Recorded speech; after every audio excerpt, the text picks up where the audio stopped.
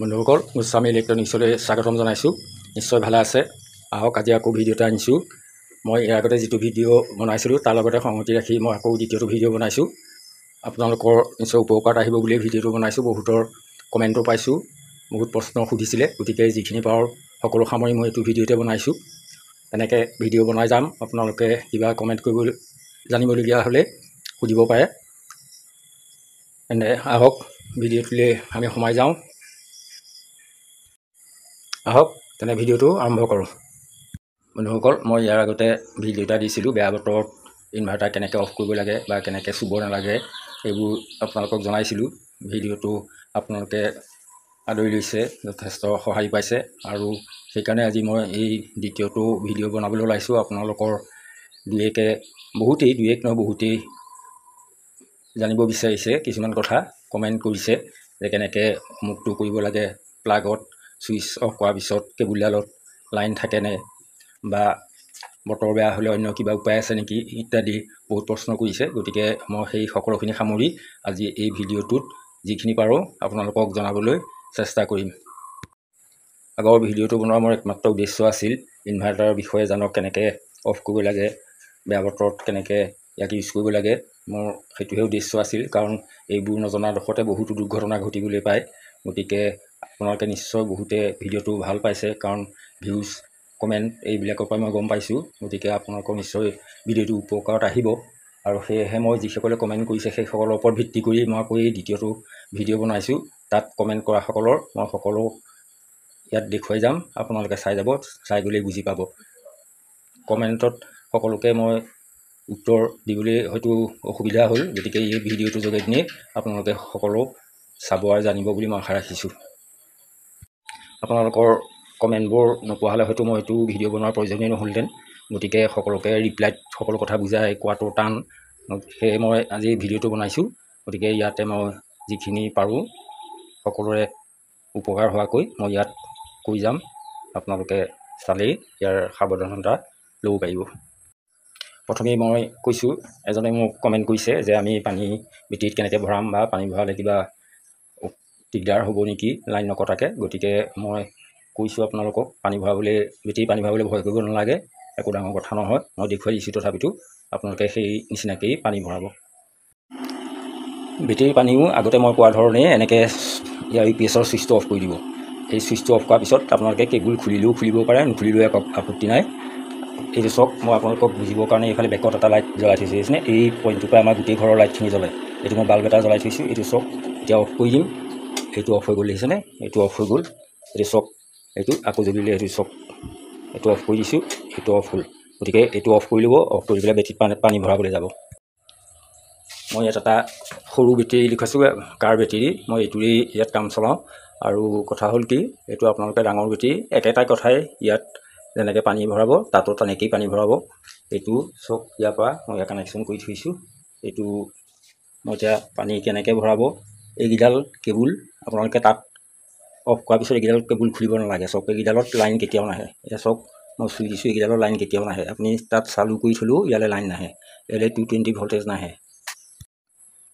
চক, আমাক ইনভাৰ্টাৰটো চলাবৰ কাৰণে দুই ধৰণৰ কাৰেণ্ট প্ৰয়োজন হয়, AC আৰু DC। AC alternative current, DC direct current. গতিকে আমাৰ বেটেৰীত এইটো যিটো আমাৰ কাৰেণ্ট, সেইটো হৈছে DC কাৰেণ্ট। এইটো 12 ভল্ট। এইটো চুলে আপোনালোকৰ একো দিগদাৰ নাই। কিন্তু 12 ভল্টতকৈ বেছি ধৰক DC আৰু AC-তকৈ আৰু বেছি ডেঞ্জাৰ আছে। যদি আপুনি DC 150, 200, 220 এনেকুৱা ভল্টেজ টাচ কৰে, তেতিয়াতো AC-টোও মাৰাত্মক, তাত কোনো বচাৰ আশাই নাথাকে।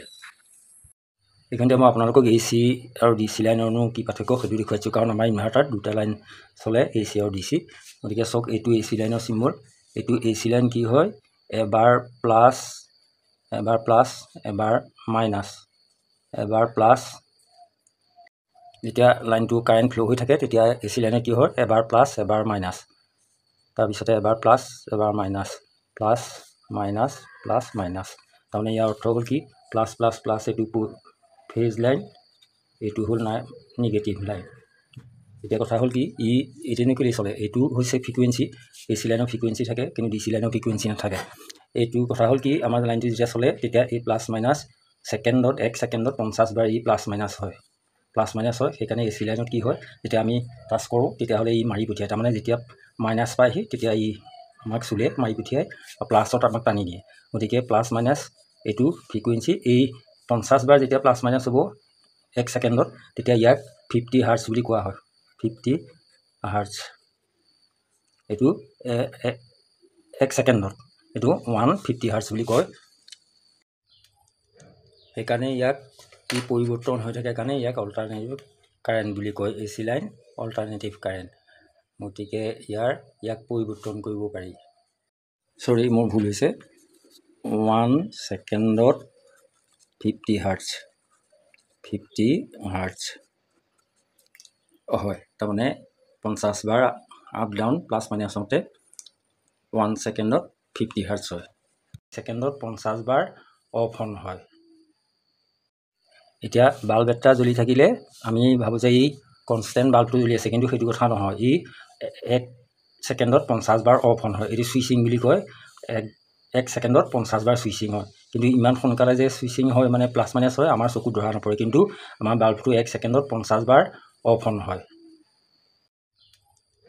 সেইকাৰণে ইয়াক ই পৰিৱৰ্তন হৈ থাকে কাৰণে ইয়াক অল্টাৰনেটিভ কাৰেণ্ট বুলি কয় AC লাইন অল্টাৰনেটিভ কাৰেণ্ট গতিকে ইয়াক পৰিৱৰ্তন কৰিব পাৰি এতিয়া DC লাইন কৈছোঁ DC লাইন মানে ডাইৰেক্ট কাৰেণ্ট কি হয় ইয়াৰ প্লাছ ইয়াৰ উঠা নমা কোনো নাই ইয়াৰ ফ্ৰিকুৱেঞ্চি নাথাকে ই এডে নাযায় ই ডাইৰেক্ট ল' হয় গতিকে ই প্লাছ প্লাছ প্লাছ এনেকৈয়ে ই ল' হয় গতিকে এই কাৰেণ্টটো বেছি ডেঞ্জাৰ আছে ACতকৈ কাৰণ ইয়াত লাগিলে এৰাই অহাৰ চান্স নাথাকেই কিন্তু কথা হ'ল কি আমাৰ এতিয়া বেটেৰীত DC ভল্টেই থাকে কিন্তু এই ভল্টেজটোক আমাৰ 24 ভল্ট 12 ভল্ট এইবিলাক কম ভল্টেজত ই একো দুৰ্ঘটনা নহয় চুব পাৰি ই আমাক চুলেও আমাক কাৰেণ্টে নামাৰে AC ফেজ নিউট্ৰেল কিন্তু ইয়াৰ প্লাছ মাইনাছ DCত ফেজ নিউট্ৰেল নাথাকে প্লাছ মাইনাছ ইয়াক ষ্ট'ৰ কৰিব পাৰি আমি বেটেৰীত ইয়াক কাৰেণ্ট জমা কৰি আমি যিকোনো ডিভাইচ চলাব পাৰোঁ কিন্তু ACত তেনেকৈ আমি ষ্ট'ৰ কৰি কোনো কামত ঘপককৈ আমি ব্যৱহাৰ কৰিব নোৱাৰোঁ গতিকে নিশ্চয় বুজি পালে আমাক ইনভাৰ্টাৰ চলাবলৈ AC DC দুটা লাইন দৰকাৰ হয় বেটেৰীৰ পৰা DC আহি ইয়াত আপোনাৰ ট্ৰেন্সফৰ্মাৰৰ দ্বাৰা AC আকৌ কনভাৰ্ট কৰি আমাক ঘৰুৱা লাইট ফেন চলাবলৈ আমাক AC লাইন ইয়াত আউটপুটত এই ভিতৰতে ইয়াৰ AC 220 লাইন সৃষ্টি হ'ব আৰু এইফালে আউটপুটত ওলাই আমাৰ ঘৰৰ সকলো বস্তু চলায় গতিকে আমাৰ বেটেৰী এই কেবলকেইডাল খুলিলেও হ'ব আপোনালোকে UPSৰ ছুইচটো অফ কৰি ল'ব অফ কৰি লৈ পেলাই ইয়াত পানী ভৰাব পাৰিব ইয়াত এইটো এনেকৈ সাফৰ খুলি ল'ব এইটো সাফৰ মই খুলিয়ে থৈছোঁ ইনভাৰ্টাৰ বেটেৰীত সেই পুঙাকেইটা থাকে পুঙাবোৰত পানী চাই লাভ নাই আপোনালোকে সাফৰ খুলি চাব পুঙাবিলাক কেতিয়াবা লাগি ধৰিলে এই পানী কম বেছি নেদেখুৱাবও পাৰে গতিকে ইয়াত এটা কথাই চাব পানী ভৰাওঁতে সদায় ফুলকৈ নভৰাব এই পানী ভৰাওঁতে কেতিয়াও ফুলকৈ নভৰাব পানী অন্ততঃ 3 আঙুলমান তলত থাকিব লাগিব 3 আঙুলমান তলত থাকিব লাগিব 3 আঙুল নহ'লেও 2 আঙুল তলত থাকিব লাগিব ফুলকৈ থাকিলে কি হয় আমাৰ বেটেৰীৰ গ্ৰেভিটি নষ্ট হৈ যায় লাগিলে সোনকালে ভৰাব চাই কিন্তু ফুলকৈ কেতিয়াও নভৰাব ফুলকৈ ভৰালে বেটেৰী বেয়া হয়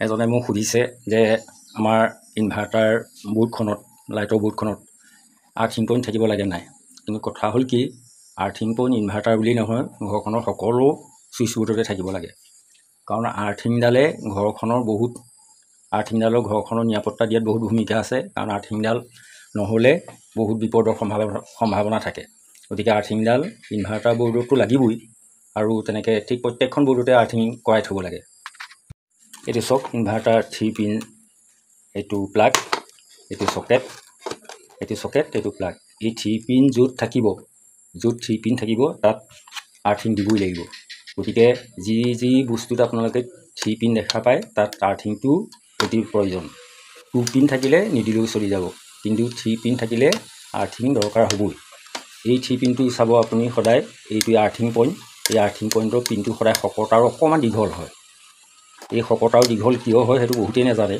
এই বস্তুটো আমাৰ হিউমেন ছেফটিৰ কাৰণে ইয়াক আৰ্থিংটো সদায় ব্যৱহাৰ কৰা হয় ইয়াৰ শকতৰ অৰ্থ হৈছে যেতিয়া ইয়াত লিকেজ কাৰেণ্ট থাকিব তেতিয়া ই শকত হ'লে অকণমান বেছিকৈ ই টানি ল'ব আৰু এইকেইটা পিনতকৈ এইটো দীঘল এই দুটা পিনতকৈ ই দীঘল অকণমান দীঘল কেলৈ দিয়ে যাতে যদি আমাৰ কোনোবা এটা বস্তুত লিকেজ কাৰেণ্ট আছে মানে বডি হৈ আছে তেতিয়া আমি এই প্লাগটো ইয়াত আমি যেতিয়া ভৰাবলৈ যাম তেতিয়া সদায় আৰ্থিং পইণ্টটোৱে আগতে পাব আগতে পোৱাৰ লগে লগে লিকেজ কাৰেণ্টখিনি ই টানি ল'ব আৰু গতিকে মানুহক নিৰাপত্তা দিব সেইকাৰণে এই পিনকেইটা সোমোৱাৰ আগত যাতে আৰ্থিং পিনটো বৰ্ডত সোমায় সেইকাৰণে সদায় অকণমান দীঘল কৰি থয় মানুহে ভাবে এই আৰ্থিং পিনটো এনেই মানে শকত বা দীঘল বুলি হয়তো বহুতে নাজানেই নাচায়েই কিন্তু এইটো চক এইকেইটা পিনতকৈ অকণমান দীঘল সেইটোৱে কাৰণ এই পইণ্টকেইটা কাৰেণ্ট পোৱা পইণ্টকেইটাতকৈ আগতে সোমাব যদি আপোনাৰ ঘৰৰ কোনোবা বস্তুত ক'ৰবাত আৰ্থিং হৈ আছে মানে লিকেজ কাৰেণ্ট লিক হৈ আছে তেতিয়াহ'লে আগতে বস্তুটো টানি ল'ব কাৰেণ্ট টানি লোৱাৰ লগে লগে এই বস্তুটো চুই দিয়াৰ পৰা মানুহটো বাচিব এইটো শকত কৰাৰ উদ্দেশ্য হ'ল যাতে গৰমত সোনকালে বেয়া হৈ নাযায় ইয়াৰ মানে ৰেজিষ্টেঞ্চ বেছি এইকেইটাতকৈ গতিকে সেইটো কাৰণে দিছে আৰু ইয়াক দীঘল কৰাৰ কাৰণ হৈছে যে এই পিনকেইটা বৰ্ডৰ চকেটত সোমোৱাৰ আগতেই সোমাব অকণমান দীঘল কাৰণে গতিকে দীঘল হোৱাৰ কাৰণে কি হ'ব আগতে পিনটোত চকেটত টাচ কৰিব আৰু যদি ক'ৰবাত লিকেজ কাৰেণ্ট আছে ক'ৰবাত কিবা বডি হৈ আছে তেতিয়াহ'লে এইকেইটা সোমোৱাৰ আগতেই এই লিকেজ কাৰেণ্ট টানি ল'ব টানি লৈ আৰ্থিঙৰ যোগেদি নি মাটিলৈ পঠিয়াই দিব গতিকে মানুহৰ ছেফটি হ'ব সেইকাৰণে এই পিনটো দীঘল আৰু শকত কৰা হয় এজনে সুধিছে মানে বাইদেউ এগৰাকীয়ে সুধিছে যে এই প্লাগটো খুলি থ'লে ইয়াত কাৰেণ্ট থাকিব নাথাকে থাকিব পাৰে ইয়াত কেতিয়াবা বেক কাৰেণ্ট মানে উভতা কাৰেণ্ট ইয়াত থাকিব পাৰে গতিকে এই বেটেৰী কানেকশ্যন নখোলালৈকে আপোনালোকে এইডাল টাচ নকৰিব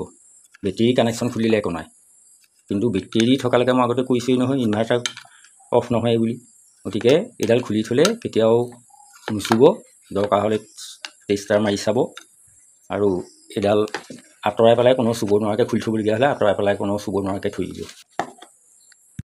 আকৌ নিজন মানে প্ৰশ্ন কৰিছে যে মেইন ছুইচটো অফ কৰি থ'লে হ'ব নহয় মেইন ছুইচটো অফ কৰি থ'লে ইনভাৰ্টাৰটো অফ নকৰাকৈ হ'ব নহয় আৰু সেইটো কেতিয়াও হ'ব নোৱাৰে মেইন ছুইচ অফ কৰিলে ইনভাৰ্টাৰ চলিয়েই থাকিব খালি আপোনাৰ ঘৰলৈ লাইনটো নাযাব লাইট নজ্বলিব ফেন নচলিব কিন্তু ইনভাৰ্টাৰ সম্পূৰ্ণ লাইন থাকিব গতিকে মেইন ছুইচ অফ কৰি থ'লেই নহ'ব আৰু বতাহ বৰষুণত অকল মেইন ছুইচটো অফ কৰি থ'লে আপোনাৰ ACB লাইনটোৱে কাট খালে ইনভাৰ্টাৰ লাইনটো কাট নাখালে নহয় ইনভাৰ্টাৰ লাইনটো ক'ৰপৰা কাট খাব গতিকে অকল মেইন ছুইচ নহয় আপোনালোকে বতাহ বৰষুণত যদি আপোনালোকে সৰু সুৰা বতাহ বৰষুণত খুলিব প্ৰয়োজন নাই গতিকে বেছি বেয়া বতৰত অতিমাত্ৰা গাজনি বিজুলীতহে আচলতে খুলিব লাগে বতাহ বৰষুণত নুখুলিলেও হয় কাৰণ বিজুলীতহে বিপদ ঘটায় বিজুলীয়ে গতিকে মেইন ছুইচ অফ কৰি থ'লে লাভ নাই ইনভাৰ্টাৰটো অফ কৰিবই লাগিব এয়া চাওক এয়া বেটেৰী কানেকশ্যন হৈ আছে এইটো ইনভাৰ্টাৰ এডাল কেবুল এতিয়া মই ডিজিটেল টেষ্টাৰে টেষ্ট কৰি দিছোঁ এইটো চাওক এইটো কাৰেণ্ট নাই দেখিছেনে এইটো পইণ্টতো কাৰেণ্ট নাই দুইটাতে কাৰেণ্ট নাই কিন্তু তথাপিতো ক'ব নোৱাৰি কেতিয়াবা বেক মাৰে গতিকে বেটেৰী কানেকশ্যন নোখোলালৈকে কেবুলৰ পিন নুচুব মুঠতে আপোনালোকক এটা কথা জনাই থওঁ অকল এই আৰ্থিং পইণ্টকেইটা থাকিলেই নহ'ব ঘৰৰ আৰ্থিংডাল ঠিকে আছে নাই সঠিকভাৱে কাম কৰিছে নাই সেইটো মাজে মাজে চেক কৰিব লাগে ঘৰৰ মেইন আৰ্থিংডাল যিডাল বাহিৰৰ পৰা মাটিৰ পৰা আহে সেইডাল যদি ঠিকে নাথাকে তেতিয়াহ'লে এইকেইটা থাকিও লাভ নাই গতিকে সেইডাল চেক কৰাব সেইডাল চেক কৰিবলৈ আপোনালোকে নিজেই পাৰিব গতিকে সেইডাল অকল লাইটৰ এইবিলাক বস্তুবিলাকৰ কাৰণেই নহয় সেইডাল বাহিৰৰ আৰ্থিং যিডাল দিয়ে সেইডালে আপোনাৰ বেয়া বতৰ বজ্ৰপাতৰ পৰাও ৰক্ষা কৰে বজ্ৰপাত পৰিলে ঘৰত টানি পেলাই সেই তাঁৰেদিনে গৈ মাটিত পাই যায়গৈ গতিকে গ্ৰাউণ্ড হৈ যায় গতিকে সেই আৰ্থিংডাল আপোনালোকে চেক কৰাব কেতিয়াবা ঘৰৰ আৰ্থিং ছিগি গ'লেও কেতিয়াবা মামৰে খাই ছিগি যায় তেতিয়াও আৰ্থিং নোপোৱা হয় আৰু যদি আৰ্থিঙৰ বেছি শুকান জেগাত হয় তেতিয়া পানী বা সেমেকা মাটিৰ অভাৱত এই আৰ্থিং নোপোৱা হৈ যায় গতিকে আপোনালোকে এটা কাম কৰিব ক'ৰবাত ছিগিছে নেকি সেইটো চাব ঘৰৰ বাহিৰত যিডাল থাকে পাইপৰ সৈতে সেইডাল চাব যদি সেই পাইপডাল থকা জেগাকণ বেছি শুকাই থাকে তেতিয়াহ'লে তাত নিমখ পানী ঢালি দিব পাইপডালৰ ভিতৰদিনো ঢালিব ওচৰে পাঁজৰে নিমখ পানী ঢালি দিব তেতিয়া আৰ্থিং পাই যাব আৰ্থিংডাল হয়তো আপোনালোকে নিজে নোৱাৰিব চেক কৰিব গতিকে ইলেক্ট্ৰিচিয়ান মাতি আনিব ইলেক্ট্ৰিচিয়ানৰ হয়তো চেক কৰাব যদি কিবা অসুবিধা পায় কমেণ্ট কৰি জনাব মই কেনেকৈ আৰ্থিং চেক কৰিব লাগে সেই বিষয়ে পিছত মই আপোনালোকক জনাই দিম বন্ধুসকল দেখুৱাবলৈ ক'বলৈ বহুতেই আছে গতিকে আজি সকলো ইয়াতে শেষ কৰিব নোৱাৰি গতিকে আজি মই আপোনালোকক জানিবলগীয়া কথা কিছুমান ক'লোঁ। গতিকে যদি দৰকাৰী বুলি ভাবে ভিডিঅ'টো চাব, লাইক কমেণ্ট ছাবস্ক্ৰাইব কৰিব। আৰু পিছৰ ভিডিঅ'বিলাকো মই এনেকৈ আপোনালোকক মানুহৰ উপকাৰত আহিব পৰা ভিডিঅ' বনাম। গতিকে ভিডিঅ'বোৰ মই কণ্টিনিউ চাই যাব। ইয়াৰ আপোনালোকে যদি লাইক কমেণ্ট কৰে, তেতিয়াহ'লে মই আপোনালোকৰ কমেণ্টৰ ওপৰত ভিত্তি কৰিও হয়তো ভিডিঅ' বনাই যাব পাৰিম। আৰু ইয়াৰ পিছত মই কেনেকৈ এইবোৰ normal inverter, sign wave inverter পাৰ্থক্য কি, বা চাইন ৱেভ ইনভাৰ্টাৰ সুবিধা কি, এইবিলাক বিষয়ে ক'ম। BLDC ফেন কি, BLDC ফেন লগালেনো ইনভাৰ্টাৰ কি উপকাৰ হয়, বা ইনভাৰ্টাৰৰ পৰা কি লাভৱান হ'ব পাৰি, সেইবিলাকৰ ওপৰতো মই কৈ যাম। গতিকে মই আজি ইমানতে দেখুৱালোঁ, আপোনালোকৰ নিশ্চয় কামত আহিব। গতিকে আজিলৈ আহিছোঁ, পুনৰ পৰৱৰ্তী ভিডিঅ'ত লগ পাম। ধন্যবাদ। জয় অসম।